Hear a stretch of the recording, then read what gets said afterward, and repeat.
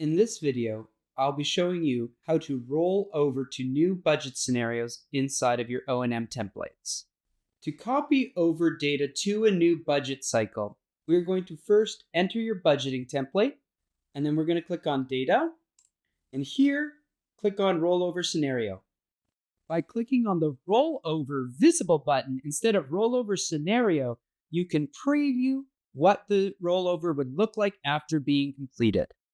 One thing that's important to note is that if we roll over any budget cycle to the next cycle, it will replace all the data that was in that column beforehand.